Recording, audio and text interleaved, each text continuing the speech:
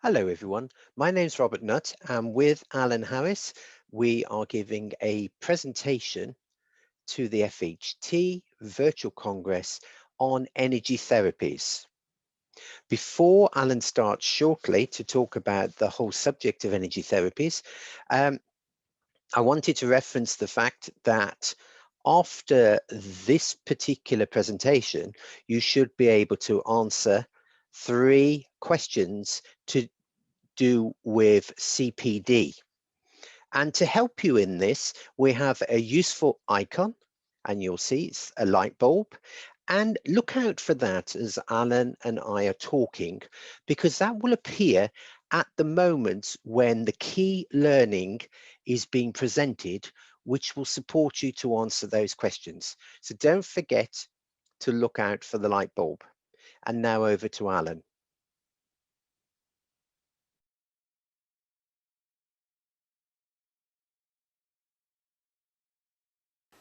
Hello, my name is Alan Harris. I have been a Reiki practitioner for 22 years and have developed my own energy therapy system called Chakra Ascension TM. So this video is all about the basic principles of energy therapies with some historical data and insight. And I'm going to talk in depth about the chakra system and its link to the endocrine system, and then I'm going to end with a relaxing meditation to help you connect to your chakras, and also it should help you release stress and help you to relax at this particular stressful time in our lives. As an energy therapist, I often meet potential clients who are very skeptical about the whole premise behind energy work. So what I tell them is, it's important to accept that ultimately everything in the universe is energy, and that supposedly solid matter is an illusion. If we used a powerful microscope to observe an object, we'd see that whatever the substance we're examining, it is composed of molecules, which in turn can be broken down into atoms. Atoms are composed of protons, neutrons and electrons, and smaller still there are particles called quarks. At the smallest or quantum levels of the physical universe, everything is reduced to energy. In experiments, scientists have deduced that this energy can manifest as waves, that is, a continual flow of energy or individual particles. They have further deduced that the consciousness that is observing the activity of the energy can decide which form this energy manifests as, the flow or the particles. So we can state that energy therapy operates by the therapist directing energy or allowing energy to flow through them using their intention, and they project it into the energy field of the person being treated. This energy then rebalances any disharmony in the client's energies to support and strengthen their ability to heal themselves. When they asked me about the many different types of energy therapy available, I say that just as radio programs are on different frequencies, so therapists use different frequencies of energies according to the therapy that they are using. So how does this talk of a universe filled with energy affect us at the human level? Well, the concept is that flowing through every living creature is a life force energy which maintains our health and well-being. There are various terms for this life force energy. There is chi or ki, which comes from the Asian philosophy and Asian medicine, or prana, which comes from India and their yogic practices. A more scientific term would be electromagnetic energy, which surrounds and permeates all living creatures with an aura. It is believed that if the flow of that energy is blocked and ceases to flow efficiently throughout the body, it can result in illness at physical, emotional, mental and spiritual levels. So therapies which work with this energy seek to improve the flow by releasing blockages which have occurred through injury, emotional trauma or unhealthy lifestyles. Examples of these therapies are Reiki, Chinese acupuncture, acupressure, shiatsu massage, chakra ascension and pranic healing. I'm now going to talk about two of those therapies. First of all, I'm going to talk about acupuncture. So acupuncture techniques work upon the concept that the flow of ki energy can be modified by the insertion of needles into specific points located along the meridians or energy channels which carry the energy around the body. By increasing the flow of the energy to specific parts of the body, it promotes physical healing. And the first documentation of this technique is located in texts found in China dated to 100 BC.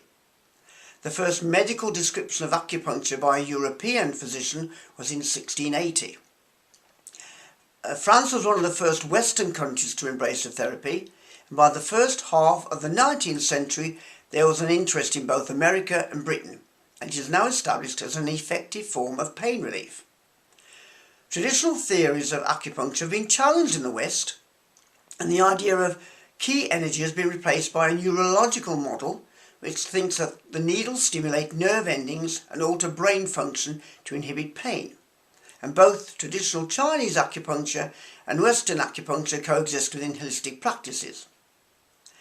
I'm now going to look at Reiki. Reiki comes from Japan and was first developed by Mikao Usui in 1922. Although some theorize that he discovered the technique and it had existed for hundreds of years prior to Usui, and came from Tibet. The use of it was developed by a Dr. Hayashi, who systemized the whole system and brought about various hand positions and different levels of teaching. And then it was brought to the West by a Madame Takata. Now in this technique, the practitioner transfers the ki energy, or universal life force energy as they call it, via their hands into the client's body, and it combines some physical contact with work in the client's aura.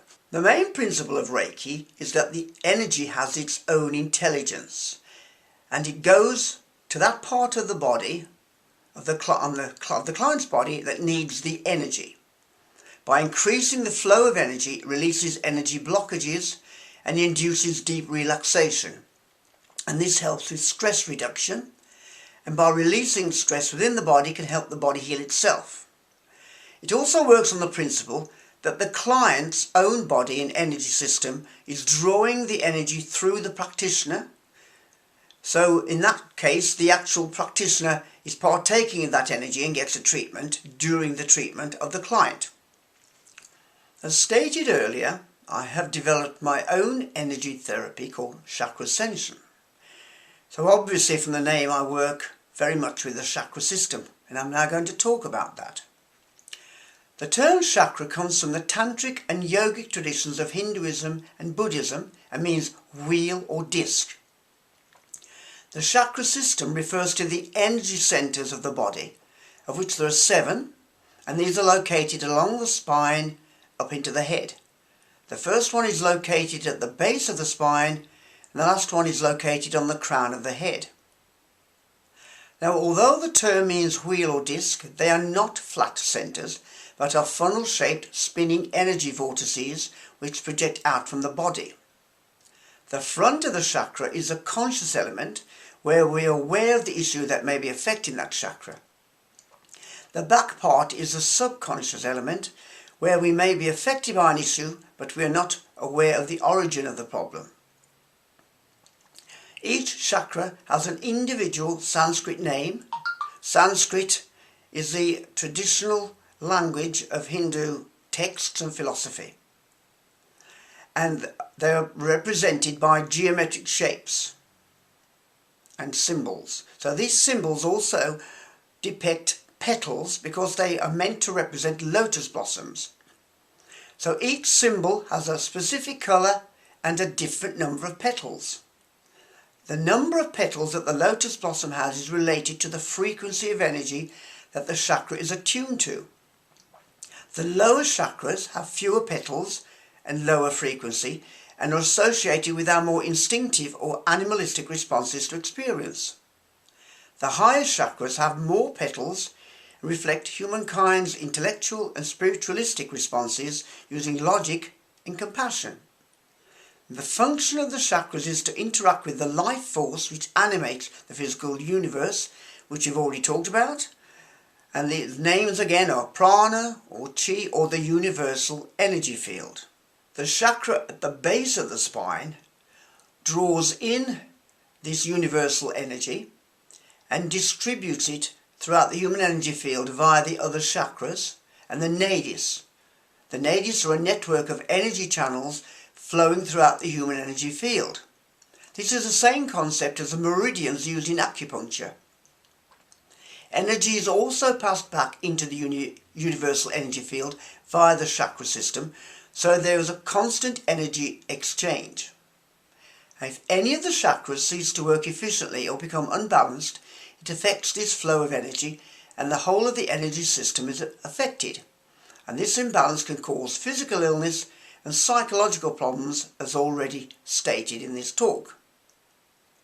Now, although most people associate the chakra system with a spiritual, non-physical concept, on further examination it can be seen that the chakra system is aligned with both major nerve plexuses, or centres in the body, and the endocrine system. The nervous system is composed of the central nervous system, which is the brain and spinal column, and the peripheral nervous system, which connects the central nervous system to the rest of the body and allows it to send electrical pulses which control movement and bodily function. The peripheral nervous system is linked to the autonomic nervous system, which deals with automatic responses within the body such as heartbeat, swallowing, digestion and breathing. It is this system of nerves which stimulates the endocrine system to produce hormones. Now, the endocrine system is a network of glands in the body which produces, regulates and distributes hormones. They play an essential role in the body's ability to mature, metabolize nutrients and function efficiently. If you look at a diagram of the endocrine system, you can see the correlation with the chakras. Now, this connection is not part of the Indian traditional view of chakras, but was identified by members of the Theosophical Society, a society founded by a 19th century mystic called Madame Blavatsky, who travelled extensively in India and Tibet and was instrumental in bringing many Eastern philosophies and concepts to the West. So the nervous system and the endocrine system mirrors the function of the chakras, the nadis. So together they send around the body energy, nerve impulses and hormones to ensure optimum health. I'll now talk about the individual chakras. I'll be using their Sanskrit name and I'll be linking them to the endocrine gland with which they're associated. The lowest chakra is located at the base of the spine and is called the base or root chakra, and in Sanskrit it's Muladhara. It is depicted as being red and having 4 petals. This chakra grounds us in the physical world and connects us to our body. It affects the small intestine, colon and the lower limbs. It deals with issues of survival and self-preservation, and it is linked to the adrenal glands, which are small glands located on top of each kidney, and these glands are responsible for the stress response in the body, the flight and fight mode. An imbalance in this chakra causes a heightened sense of stress and insecurity, which can result in depression and stress-related illnesses. The next chakra is the Sacral Chakra. Its Sanskrit name is Svadhisthana. It is located in the lower abdomen below the navel. It is depicted as being orange and having 6 petals. This chakra is linked to our sensuality and sexuality and our ability to enjoy life through our senses. It is linked to our sexual organs, the testes in men and the ovaries in women. And these secrete the hormones which regulate the body's growth, metabolism, sexual development and function. Imbalances in this chakra can cause sexual dysfunction, either with an obsessive interest in sex or a low libido and lack of enjoyment in life. The next chakra is the solar plexus chakra or Manipura, located above the navel where the diaphragm is. It is depicted as being yellow and having 10 petals. This chakra deals with our sense of personal power, self-belief and self-worth. It is linked to the pancreas, located behind the stomach in the upper left abdomen. And the pancreas deals with digestive processes, releases insulin, which lowers blood sugar, and glucagon, which raises blood sugar. Maintaining proper blood sugar levels is essential to the functioning of the brain, the liver and kidneys. Now, imbalances in this chakra can cause lack of self-belief, a sense of inadequacy, or in some people can make them overcompensate and become overbearing with an inflated sense of their own importance. Both reflect states of self-obsession. The next chakra is the heart chakra or anahata. It is depicted in green and as having 12 green petals, although sometimes it is shown as pink in some systems. The heart chakra is the meeting point of the lower chakras, which operate on an instinctive level and are ego-based, and the upper chakras, which are more spiritual and have a greater capacity for detachment, logic and selfless love. It is linked to the heart, lungs, circulatory system and the thymus gland. The thymus gland is located behind the breastbone and in front of the heart, and it plays an important role in the immune system and helps to prevent the development of autoimmune system illnesses. Imbalances in this chakra affect our ability to give and receive love. People can seem withdrawn, emotionally distant or too needy, relying on other people's validation for their self-worth. The next chakra is the throat chakra or Vishuddha. It's located at the centre of the neck at the level of the throat. It's depicted as being light blue and has 16 blue petals. It is linked to the jaw, neck, mouth, tongue and larynx and the thyroid gland.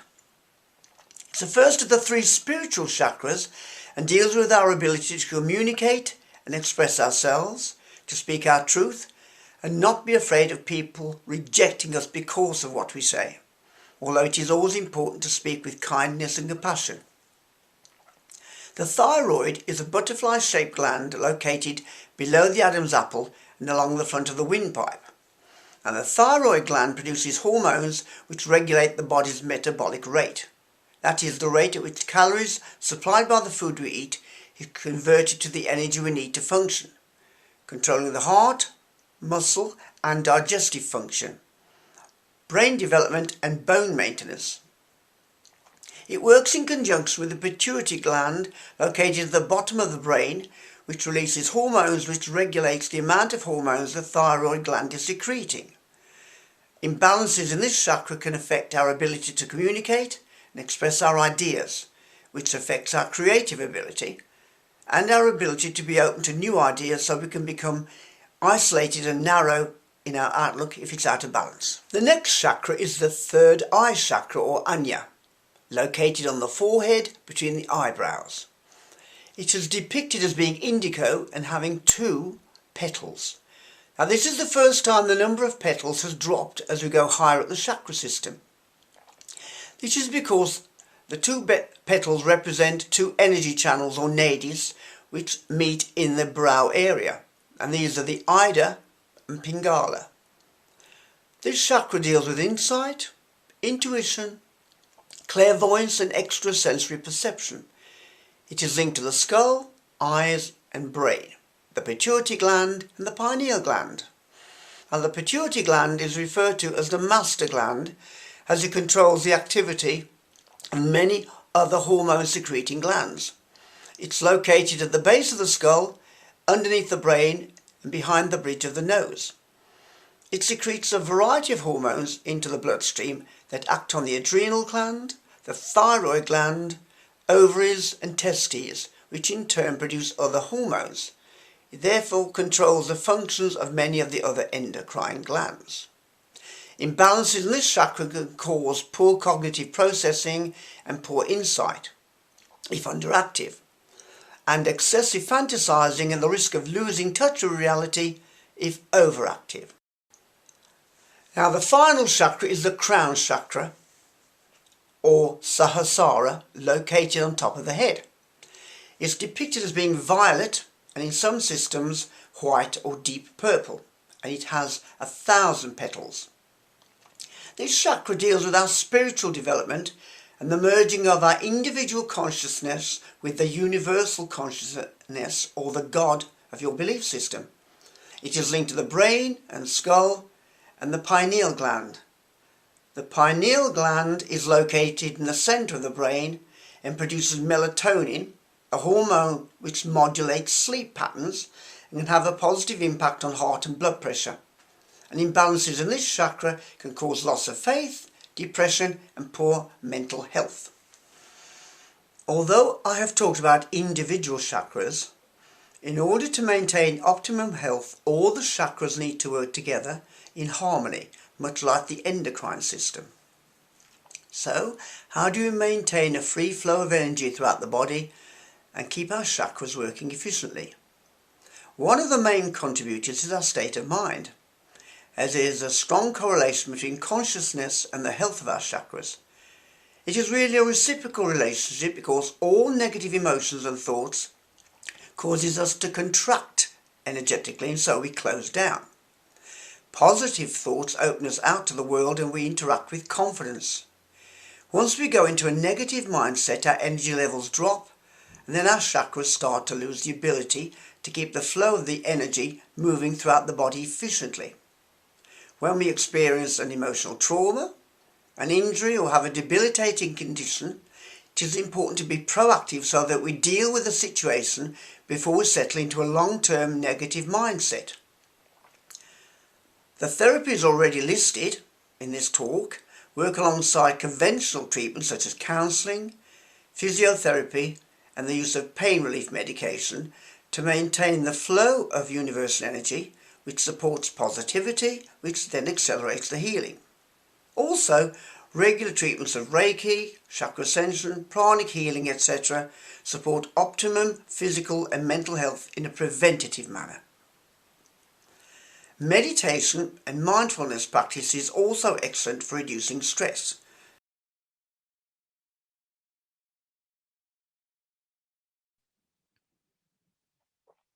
So thank you, Alan, for presenting the detail about energy therapies to do with acupuncture, to do with shiatsu massage, to do with the chakras. And now I'm going to talk about regulation and why we feel that regulation is really, really important. I'm going to talk about it with regard to Reiki therapy. And you'll have noticed from our bios that Alan and I have been Reiki Master Teachers since 1997. And in the early days, I would say that Reiki was mostly unregistered and unregulated. In the late 90s, Reiki started to become very popular, primarily in the US and then also in the UK. And most people can trace their lineage back to Mrs. Takata via the 22 master teachers that Mrs. Takata attuned.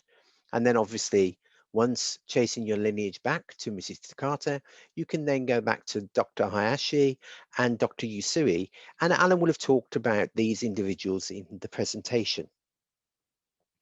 As I said previously, in the early days, regulation was not in place.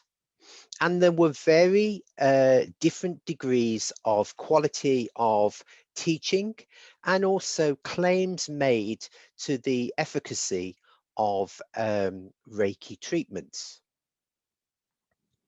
So we first started around about 2000 to get accredited courses, and I did teach at a local further education college in a salon setting the provision of Reiki, and that was regulated by the VTCT, Vocational Training and Charitable Trust, and they had a particular Reiki module, and that Reiki module actually was in existence until 31st July 2014. Now, if you look at VTCT's website, and I'm showing you the link there, you'll see that they no longer have a specific Reiki module, but there are certain training themes to do with holistic therapy and also provision of energy therapies to do with palliative care. And from the website, you'll see that they recommend FHT for qualified and accredited courses in Reiki. There are some organizations for Reiki, like www.reikicouncil.org.uk. This was actually founded in 2002 as the Reiki Regulatory Work Group, and that was the group that was working to deliver the National Occupational Standards, and it changed its name to the Reiki Council in July 2008. Also, the Reiki Association, TRA, and we are members of the Reiki Association, and that was established in 1991. And if you want to look that up as well on Companies House, they've obviously been registered as a company since the 4th of July 2000. There's also many other Reiki organizations like the Reiki Alliance, the Reiki Guild, etc. Now what I want to do is to talk about national occupational standards. And in 2013, so around about the time that the VTCT course was coming to an end, the Complementary and National Healthcare Council worked together with Skills for Health to produce national occupational standards. National occupational standards exist for a number of vocational practices to ensure that they are in keeping with standards required by the sector. And national occupational standards are actually accredited by the UK government. And so for this particular area, there are various modules. You will have CNH1, CNH for Complementary National Healthcare, CNH1, explore and establish the client's need for complementary and natural healthcare.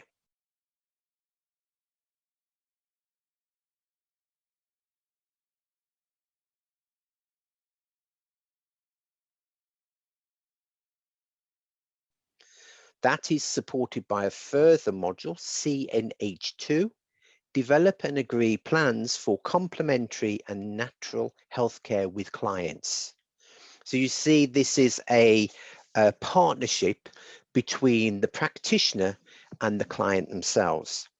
Then you have additional modules, and the Reiki module is CNH12. CNH13 is the module for shiatsu, and obviously Alan mentioned shiatsu massage in his presentation. CNH24 is the module for micro systems acupuncture. CNH11 is the module for reflexology. Now, all of those modules were actually brought into being on the 24th of September 2013. If you want to check those standards to ensure that they are nationally accepted, you should go to www.ukstandards.org.uk. And here you can see that you have a recognized structure.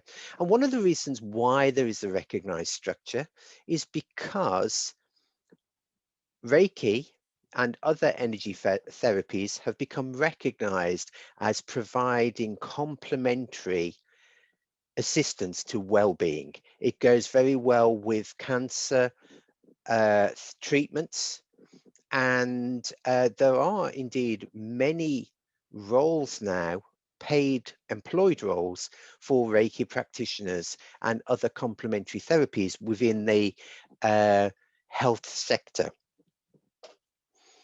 One thing that you should also bear in mind that these particular national occupational standards also have to be supported by the provisions of the Equality Act, and also the need to ensure that our praxis is delivered with due regard to diversity. The National Occupational Standards were developed as a partnership between Skills for Health and the Complementary and Natural Healthcare Council. And so on the government website, if I wanted to find the Reiki National Occupational Standards, I would type in, as I'm showing you on the screen, SFH CNH 12, and that will give me the standards that I need to maintain. FHT also, in their website, gives a very useful breakdown of those national occupational standards. If you follow the national occupational standards, you will see that there are 11 performance criteria that you are measuring your practice against, and 31 key knowledge points that need to be borne in mind. And without doubt, working with an organization like FHT gives you the support and professionalism to deliver Reiki practice and other energy therapy practices in a nationally recognized standard. Working with organizations like FHT, the standard of Reiki provision across the UK is improving year on year. It's very important that any reputable practitioner does not give incorrect claims for the efficacy of Reiki. It's generally assumed to have a very calming, relaxing, and supporting effect to individuals' well-being. One theory that was presented was that actually it's not the Reiki that helps people to heal themselves, but it gives them a sense of relaxation, which then in turn enables that individual's body to respond to the clinical treatments that they're receiving. So there's a high degree of support now for the efficacy of energy-based therapies. And it's very important that we see Reiki and other energy therapies as complementary and supportive of mainstream initiatives and treatments to enable people to deal with illness.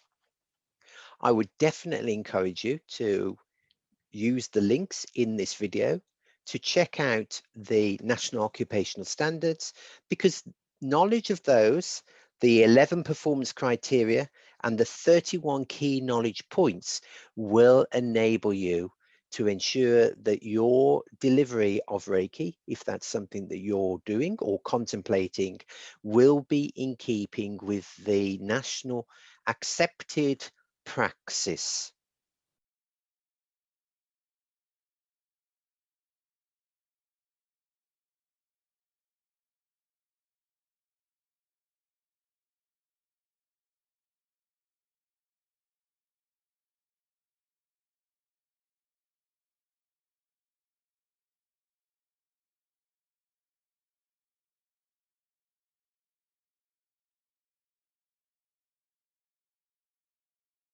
For this chakra balancing meditation, you're going to use breath and visualization. So the first thing I want you to do is to close your eyes and imagine there's a tube starting at your crown, going through your spine and ending at the base of your spine. And along that tube are your chakra points. So you have your base chakra at the bottom of this tube, the base of your spine. Then you have your Sacral Chakra, which is just below your navel in your abdomen. Then you have your Solar Plexus Chakra, above the navel in your diaphragm area. Then you have your Heart Chakra in the center of your chest. Then your Throat Chakra in your throat. Your third eye in between your eyebrows. And then your crown. Now we're going to just practice breathing into those chakras. On every inward breath, you're going to draw down the breath through your crown, down through this tube. And on the outward breath, you release the breath and it goes back up through the tube and out through your crown. So just practice that. So you breathe in, goes through your crown, down to your base chakra. And you release the breath, it goes up, back through this tube, out through your crown. Now breathe in, it goes to your Sacral Chakra. Connect with it, release the breath, it goes back up through this tube, out through your crown. Breathe into your Solar Plexus Chakra. Hold it there. Release out, upward through this tube and out through your crown. Breathe into your Heart Chakra.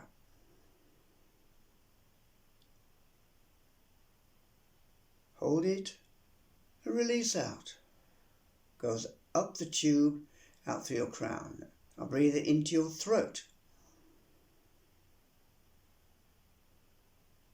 Release the breath and out.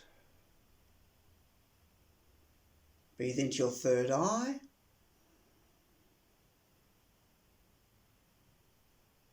Release the breath up through your crown. Breathe into the crown itself. And release out. Now you'll do that several times, as many times as you need to start to feel relaxed and to be aware of your chakras and make that connection. So that is something you can do in your own time. Now for a more advanced version of that, I want you to imagine that tube has a front and back. Now, every time you breathe in, the breath is going to go down the front of the tube, and on the chakras that have a subconscious element to them, you're going to think of that breath going through to the back and release back at the back channel of this tube. So you breathe in, it comes down through the front of the channel, through to the back, and back up the back of the channel out through the crown. You don't use that when it comes to the base chakra, of course the energy just goes out. It only goes in one direction, not a front or a back, and the same with the crown. So it's doing that all the time, going down, through and up. So we're now going to try that. Again, this is something you can practice on your own in your own time. So you're going to breathe in. Breath goes down the front of this tube or this channel into your base chakra. Release, and it goes back up through the back channel of this tube. Now you breathe in. Goes down to the front of your Sacral Chakra. Think you're passing the breath back through to the subconscious part of the chakra. Release it, it goes back up through the back channel, out through the crown. Breathe in to the solar plexus, the front part. Breath goes through to the back and releases up, goes out through the crown, passing up the back part of the channel. Breathe into the heart. Down the front of the channel, goes through to the back, release, it goes up the back part of this tube or channel, releases through the crown.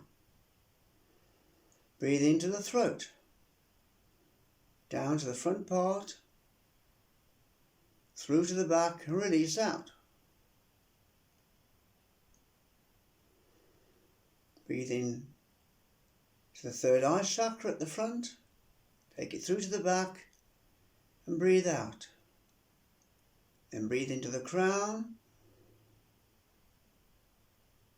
and release. And then you can start that whole cycle of breathing again. The length of time you hold the breath at the front and then pass it through and hold it at the back really depends on you. You want to feel comfortable, so you don't want to feel you're straining or stressing or feeling, oh, I can't hold my breath. It's got to be a nice relaxed rhythm, and this will require practice. But the first element, where you're just going down to the chakra and out without passing from front to back, you should be able to do a master quite easily. It's very relaxing but also energizing and help you connect to your chakra system. So I hope you find that of benefit, and you can practice that in your own time, and once you're adept you should find it easy and natural way to conduct a meditation on your chakras combined with a breath. Okay, so thank you, and I hope you've enjoyed that and hope you enjoy practicing that in the future.